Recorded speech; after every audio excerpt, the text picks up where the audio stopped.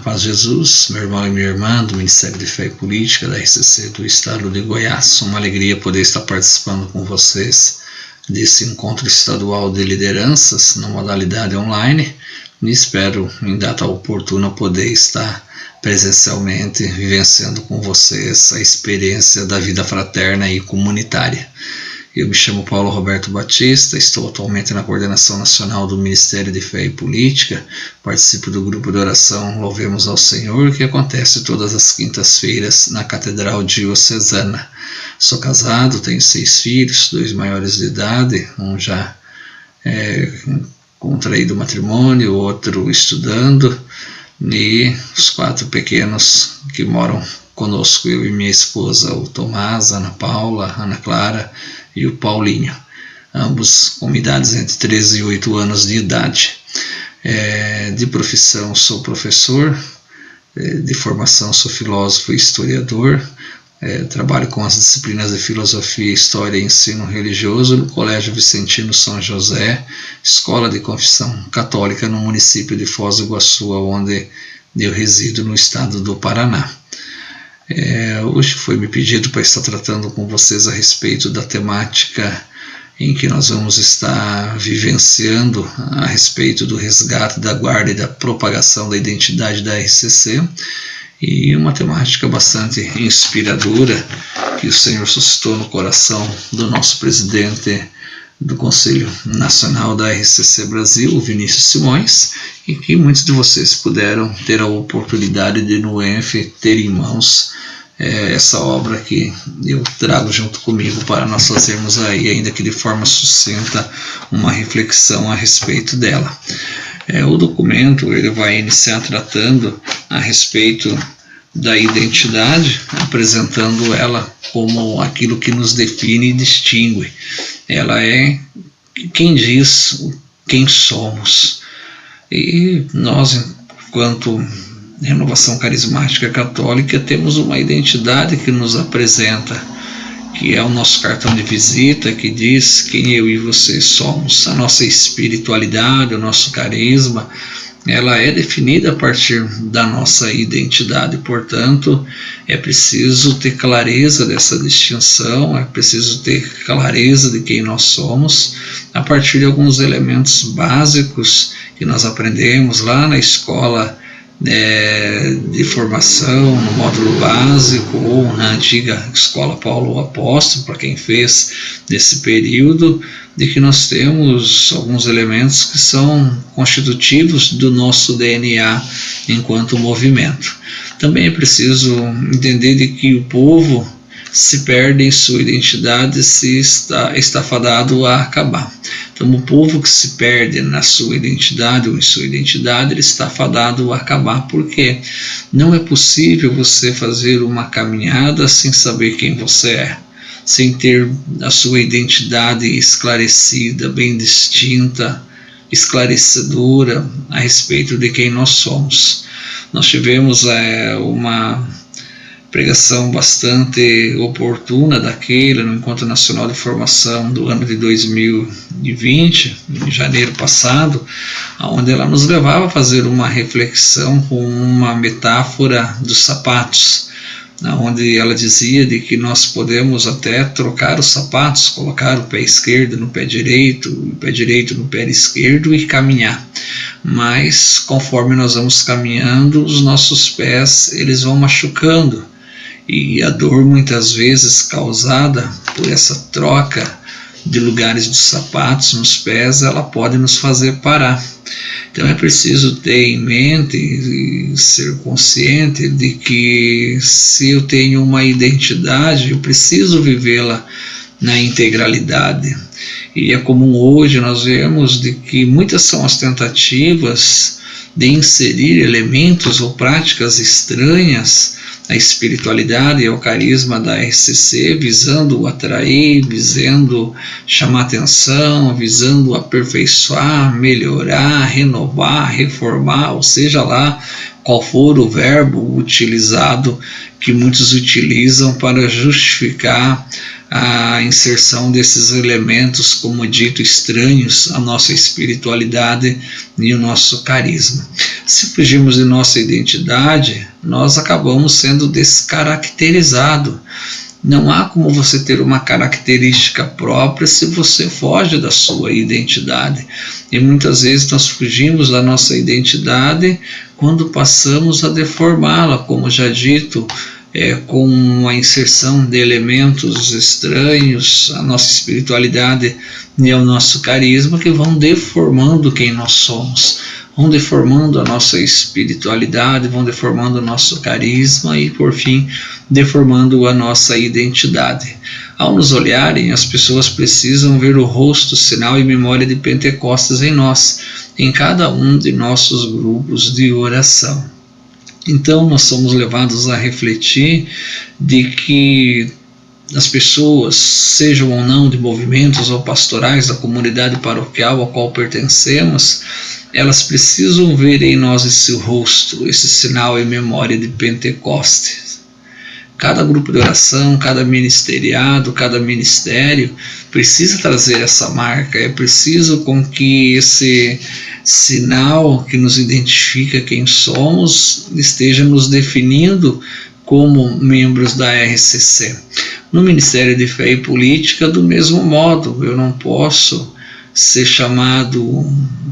a exercer uma função pública ou estar sentindo um apelo, um impulso a estar atuando nesse ministério, mas não ter elementos que me distingam enquanto movimento, enquanto renovação carismática católica, enquanto grupo de oração. E se nós formos analisar uma luz do cenário brasileiro, muitas vezes dentro da realidade própria do Ministério de Fé e Política, muitos são aqueles que se aproximam do Ministério com o intuito somente de angariar votos com a força que nós temos diante das lideranças e das pessoas que constituem o nosso movimento, porém sem apresentar uma identidade, sem apresentar características que são próprias da RCC. E esse é um cuidado que nós temos que ter para resguardar a nossa identidade.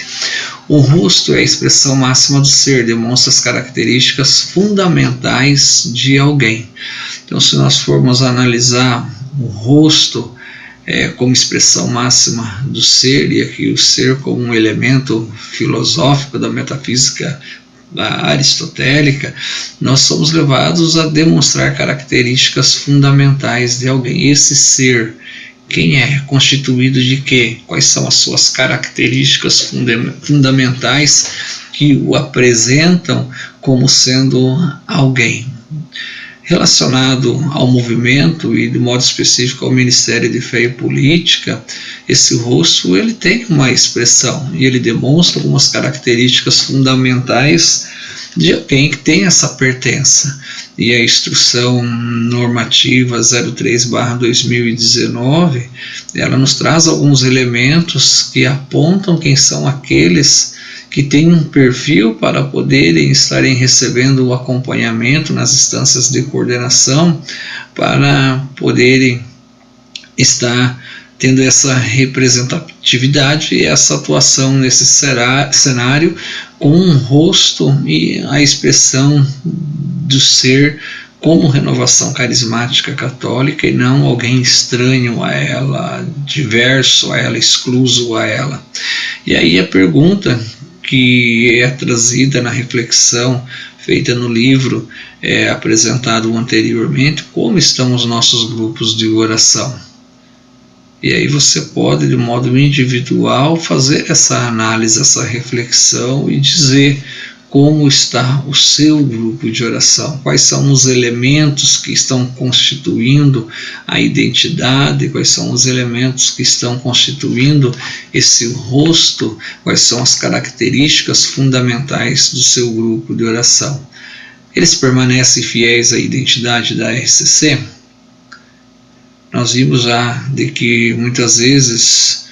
no âmago de estar buscando a atenção, buscando atrair, vamos introduzindo elementos estranhos à nossa espiritualidade, e aí nós deixamos a fidelidade, a identidade da RCC, e fazendo com que os nossos grupos tenham aí outros formatos que não aqueles que precisam ser caracterizados com elementos fundamentais que definem a nossa expressão como rosto e memória de Pentecostes. E aí nós podemos observar isso na pregação, na música, nas dinâmicas, e que muitas vezes alguns ambientes se transformaram em reality shows, se transformaram em pregações não mais querigmáticas, mais rodas de conversa, grupos de autoajuda, e que foram perdendo esses elementos essenciais e fundamentais do rosto, que é a expressão do ser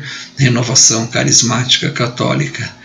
E podemos ver isso também no Ministério de Fé e Política, onde muitas vezes o modo, a forma de atuação no cenário da sociedade civil, ela já não tem mais relação alguma com as orientações que estão previstas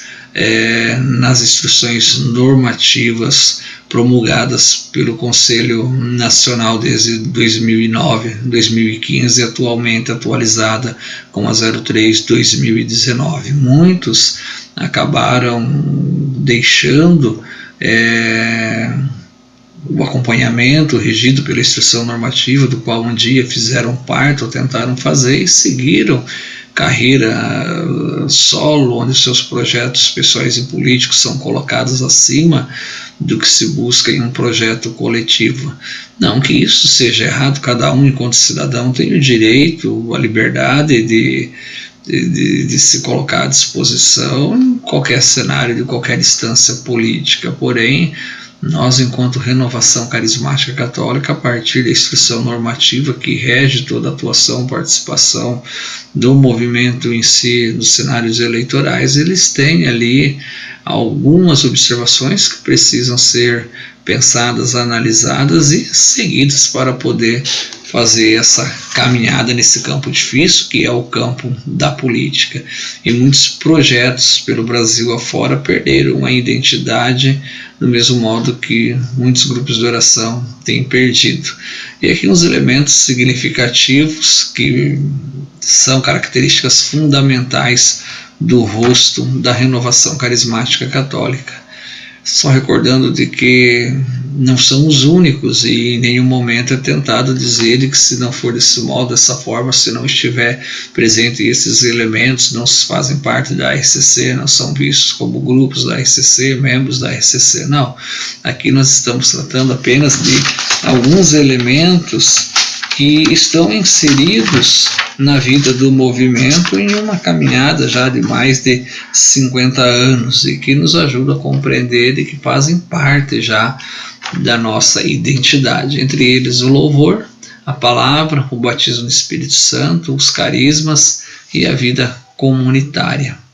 E esses elementos, eles precisam ser vivenciados de modo específico também por aqueles irmãos e irmãs que sentem o chamado a vivenciar a experiência do Ministério de Fé e Política, independente do ambiente, do lugar, do cenário em que esteja atuando. Uma vida de louvor que é necessária para que nós possamos estar fazendo com que por meio dele o Senhor seja exaltado, seja glorificado, seja manifestado o nosso reconhecimento a ele, independente da situação, do momento em que nós estamos vivendo. A palavra é algo que precisa estar muito presente na nossa vida, de modo específico, quem atua de forma direta no cenário político, aonde precisa a todo momento ter que tomar decisão, ter que fazer escolhas, e diante de tantas possibilidades, muitas delas boas, aparentemente legítimas, e que tem que tomar um caminho e muitas vezes não sabe qual é o caminho seguro. A palavra precisa estar presente na vida, precisa estar presente na oração, presente na vivência que esse irmão, que essa irmã desempenha, para que ela possa ajudar a norteá-lo diante de um cenário em que ele a todo momento é exigido para tomar decisões sérias, que não são inerentes somente à pessoa dele, mas que afetam a vida de muitas pessoas a partir de uma decisão, de um encaminhamento realizado por ele, seja em qual for a instância. O batismo no Espírito Santo, que é uma característica, que é o DNA do nosso movimento, da nossa identidade, que precisa ser vivenciado de modo específico, tratando do Ministério de Fé e Política na vida daqueles que buscam estar atuando em uma função pública ou no cenário da administração pública. O batismo no Espírito Santo, ele precisa ser levado até esses ambientes, a oração, o amor, o perdão, a reconciliação, através de uma vivência experiencial do batismo no Espírito Santo. E muitos são aqueles que, atuando nesse cenário, têm levado essa experiência, têm feito com que essa experiência seja transformadora na vida de muitas pessoas que nunca foram a um grupo de oração, que nunca participaram de um encontro de seminário de batismo no Espírito Santo, de uma experiência de oração, enfim, e de que a partir da atuação, da presença desse membro da RCC que atua no campo da administração pública, pôde ter uma experiência vivenciada a partir do batismo no Espírito Santo. A prática dos carismas, voltando aqui novamente, a importância de se tê-la, a palavra de ciência, a palavra de sabedoria, o discernimento, muito oportuno em muitos momentos da vida e de modo específico na vida de quem tem nas suas mãos o poder de decisão e de decidir por muitos, como já dito, e não apenas por ele. Então é importante de que a prática dos carismas também estejam vivenciada na vida de quem está atuando nesse cenário. A vida comunitária, então é importante de que aqueles que são chamados a se colocarem à disposição da vida pública, eles não são isentos da vida comunitária, eles não são isentos de estarem participando de um grupo de oração, não são isentos de estar participando de uma equipe de serviço ou núcleo de serviço, seja qual for a nomenclatura utilizada por vocês. Ele precisa ter esse compromisso de vida comunitária. A vida comunitária precisa fazer parte da vivência, da experiência que ele tem na vida pública. Não pode ser desmembrada dizendo ou sobre a égide de que agora eu não tenho tempo, que minha agenda é muito cheia, eu me desvincular da vida comunitária e viver ou passar a viver uma vida de agendas e de reuniões somente. É preciso manter esse vínculo com a vida comunitária, a partir da participação, da presença no seu grupo de oração. É claro que algumas realidades elas precisam ser adaptadas, elas precisam ser transformadas, mas em hipótese alguma elas podem ser extintas, né? Dizer agora minha atuação é essa, agora minha função é essa, eu não posso mais, eu não tenho mais tempo, e a vida comunitária se esvair da vida daquele que atua na administração pública ou de modo específico em alguma função pública, seja ela eletiva ou não. E por fim, nós podemos estar analisando aí a ideia de liderança comprometida. Para que esses elementos que nós vimos possam ser constituídos como características fundamentais de um grupo de oração e da vivência carismática daqueles que participam da RCC, é preciso haver o comprometimento das lideranças. E aqui nós vamos ver de que existe uma linha muito tênue entre o que é apresentado para nós no livro Eu Te Constituí Sentinela na Casa de Israel, com a vivência da atuação ministerial de cada um no Ministério de Fé e Política. A verdadeira liderança é o serviço. Papa Francisco tem insistido para que os políticos que são convidados de forma sincera a se colocar a serviço daqueles que vivem as estruturas de injustiça seja um elemento da sua atuação. Então, o político ele não pode ser aquele que se serve do povo para alcançar uma cadeira no legislativo municipal, estadual, federal ou no executivo. Ele precisa ser aquele de que, pela confiança do povo, após ser eleito, seja o representante desse povo que o elegeu, servindo esse povo, trabalhando por esse povo, fazendo com que a sua atuação seja para a sociedade, para o povo e serviço dos pobres, como vai pedir o Papa Francisco, e também que é um dos elementos das dimensões do Estatuto do Cáris. A propagação do batismo no Espírito Santo, a unidade dos fiéis e o serviço aos pobres. O verdadeiro líder é aquele que precede no serviço,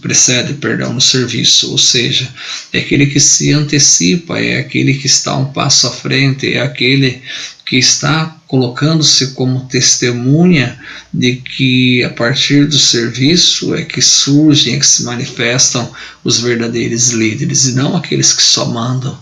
e não aqueles que acham de que a liderança é uma instância de poder. Então a liderança, ela é um serviço, o poder constituído, ele é um serviço. Servir os irmãos e não ser servido deles, né? Então é importante aquele que atua no Ministério de Fé e Política, independente se em cargo eletivo ou não, ele está ali para servir. Um servidor público, seja na área de educação, seja na área de assistência social, segurança pública, ele está ali para servir. Ele não está ali para ser servido do cargo, mas servir as pessoas através dele, num bom atendimento, uma boa acolhida, tratar com respeito as pessoas, com cordialidade, com afeto, para que as pessoas se sintam bem e não cheguem ali diante de uma pessoa mal-humorada, uma pessoa desinteressada, que está garantida da sua estabilidade, portanto não tem interesse nenhum de estar fazendo com que essa pessoa seja bem recebida, bem atendida, bem orientada. Doar o tempo, forças, capacidades, talentos em prol da obra. Então é importante, diante desse mundo acelerado que nós vivemos, começar a pensar de que modo nós vamos organizar a nossa vida para poder doar o nosso tempo. As forças, as capacidades, os talentos, de que modo nós podemos colocar em prol da obra do Senhor, de que modo no Ministério de Fé e Política isso pode ser feito, de que modo eu posso estar organizando melhor a minha vida, a minha agenda, para doar o tempo, para ter força suficiente para poder colocar as minhas capacidades e os meus talentos em prol da obra, não dos meus interesses e não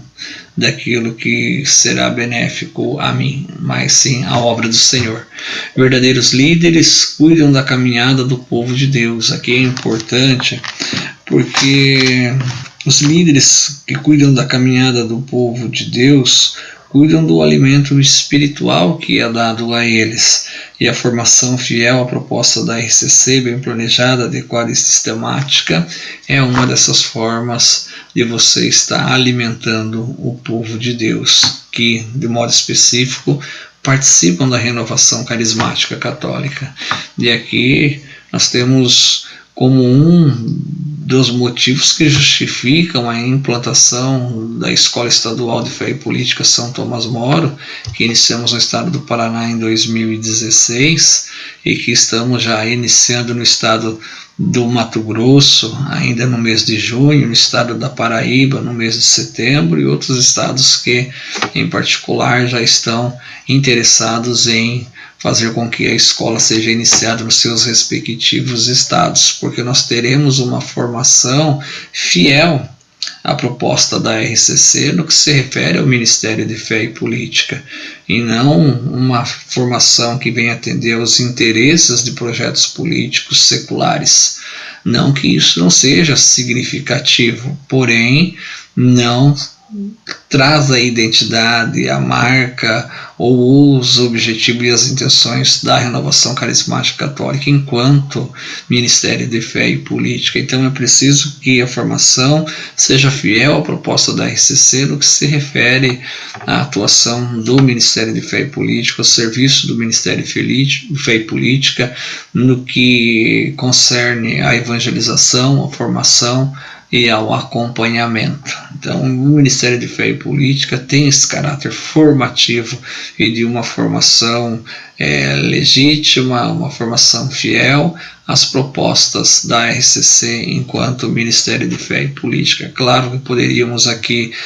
também atribuir aos outros ministérios, mas de modo específico ao ministério do qual nós representamos, a necessidade de ser uma formação fiel à proposta da RCC, e é essa a nossa intenção, a partir da implementação das escolas de fé e política São Tomás Moro nos estados brasileiros. Claro que o termo escola aqui ele vai precisar ser revisto por uma questão de ordem, mas já estamos pensando aí numa forma de estar mantendo os objetivos e a essência da escola com uma mudança apenas da nomenclatura. Por fim, nós temos aí a missionariedade, que é o dinamismo de saída. O Papa Francisco tem a todo momento insistido para que nós não sejamos apenas uma pastoral de manutenção, mas uma igreja em saída. E essa igreja em saída, ela vem de encontro com a atuação do apostolado social do Ministério de Fé e Política, porque nós entendemos de que o campo de missão não é apenas o grupo de oração, não é apenas as estruturas de evangelização criadas pelo movimento nas instâncias, seja ela de grupo, de paróquia, de diocese, de estado ou a nível nacional. É preciso entender de que também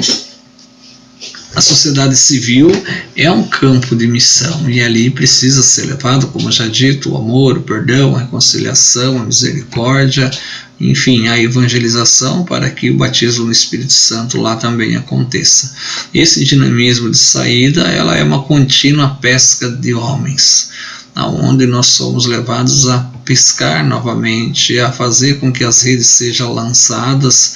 para que pessoas não evangelizadas ou evangelizadas insuficientemente possam vivenciar essa experiência do batismo no Espírito Santo. Documento 105, eu incluo ele para poder caracterizar de modo específico a atuação do Ministério de Fé e Política, no número 163, a dizer que o primeiro campo de missão do cristão leigo é o mundo.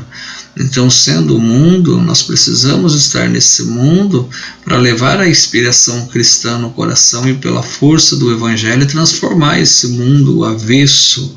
à espiritualidade, avesso à religiosidade, avesso ao cristianismo, avesso à doutrina, avesso à fé. Então é preciso de que esse mundo seja também um campo de atuação e de missão do cristão leigo. E aí eu queria concluir com vocês a partir de uma reflexão breve de um segundo elemento abordado pelo Vinícius, que é a guarda da identidade da RCC, que está no capítulo 4. Guardar significa precisamente proteger, vigiar de dia e de noite para que não se extravie, para que não se perca, para que não se desvie, nem para a esquerda, nem para a direita. Deus nos constituiu sentinelas diante do seu povo, e isso é muitíssimo profundo. Não podemos relaxar, fechar os olhos, cochilar ou comer mosca. Excesso de respeito humano, precisamos ser insistentes e até intransigentes na tarefa de proteger a originalidade de nossa identidade nos grupos de oração e nossas expressões ministeriais, etc. E aqui eu faço uma convocação a vocês que atuam no Ministério de Fé e Política como esses sentinelas, seja coordenando o Ministério a nível diocesano, ou enfim, da forma como as dioceses no estado de Goiás é organizada. Nós precisamos guardar a identidade do Ministério de Fé e Política. Nós não podemos, de modo algum,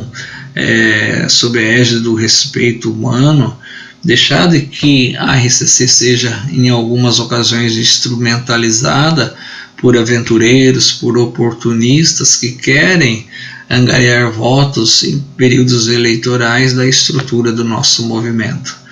Nós não podemos permitir, nós somos guardiões. Nós não podemos também permitir que seja deformada a essência da atuação do Ministério de Fé e Política, que é norteada pela Instrução Normativa 03/2019. Não estou com isso querendo dizer de que qualquer outra ação ou organização dos leigos, inclusive de próprios membros do movimento, não seja legítima, mas dizer de que a nossa é aquela que é regida pela Instrução Normativa 03/2019. Então é preciso guardar essa identidade, guardar essa essência, para que nós possamos, a partir do norte seguro que nós temos, fazer essa caminhada nesse campo complicado, difícil, que é o campo da política. E também o elemento da propagação, que está no capítulo 6, propagando a identidade da RCC. Propagar significa partilhar, multiplicar, fazer ecoar, tornar conhecido. E aqui eu gostaria de pedir a vocês que possam, a partir desse elemento, propagar as ações do Ministério de Fé e Política, para que as pessoas sejam esclarecidas de que o nosso ministério não é um ministério das eleições, não é um serviço que atua como uma espécie de partido para eleger candidatos. O Ministério de Fé e Política, ele tem uma atuação que é formado pelo tripé da evangelização, da formação e do acompanhamento. Porém, muitas vezes, algumas instâncias do nosso movimento, alguns membros do grupo de oração não conhecem, não sabem de que nós temos um projeto. E não sabendo, se tornam alvos fáceis para que pessoas mal intencionadas se aproveitem das estruturas que nós temos em favor de projetos políticos partidários próprios ou de grupos, e que estão desconectados com a caminhada da renovação carismática católica nesse cenário através do Ministério de Fé e Política. Então eu quero convidar você a propagar as ações do Ministério de Fé e Política, ao você propagar de que o Ministério de Fé e Política está atuando no âmbito da evangelização, está atuando no âmbito da formação, está atuando também no âmbito do acompanhamento, para que não fique ou não se consolide a ideia de que o Ministério de Fé e Política é um ministério de eleição, é um ministério que faz campanha eleitoral, é um ministério que instrumentaliza o movimento, como muitas vezes de forma equivocada é visto o ministério. Então, convido você que está me ouvindo nesse momento, exercendo ou não função de coordenação, que nos ajude a propagar a identidade do Ministério de Fé e Política, a nossa essência, o nosso tripé de evangelização, de formação e de missão. E também de como nós atuamos nesse cenário. Nós não atuamos de forma livre, onde cada um faz o que quer em nome do movimento. Nós temos uma instrução normativa que nos dá a segurança de um discernimento do Conselho Nacional, que nos ajuda a fazer uma caminhada nesse cenário, como já dito, complicado, difícil, mas necessária a presença dos leigos e leigas. Então, eu te constituí sentinela da casa de Israel. Você é convidado a ser esse guardião onde quer que você esteja, seja em uma esfera ministerial, coordenando, exercendo alguma função no Ministério de Fé e Política, seja ela de uma atuação política partidária em algum mandato ao qual você hoje representa a parcela do povo, seja em qual for a instância, como também daqueles que, embora não exercendo cargos eletivos, atuam em alguma função pública ou mesmo privada, e que nessa função, nessa profissão, tem aí também a oportunidade de dar o testemunho com ética, com um anúncio querigmático, com a força do Evangelho e a inspiração cristã no coração. E finalizo convidando você, junto comigo, a rezar uma Ave Maria, pedindo a intercessão de Nossa Senhora para que ela possa estar nos assistindo nesse difícil desafio, nessa difícil tarefa de fazer com que, através do Ministério de Fé e Política, os objetivos e o desejo do coração do Papa Francisco possam ser também contribuídas pela nossa atuação e o nosso apostolado nesse cenário, prestando o serviço aos pobres, como prevê aí os estatutos de Cáris. Ave Maria, cheia de graça, o Senhor é convosco, bendito sois vós entre as mulheres, bendito é o fruto do vosso ventre, Jesus. Santa Maria, Mãe de Deus, rogai por nós, pecadores, agora e na hora de nossa morte. Amém. Deus abençoe você, um abraço e até uma outra oportunidade. São Tomás Moro, rogai por nós.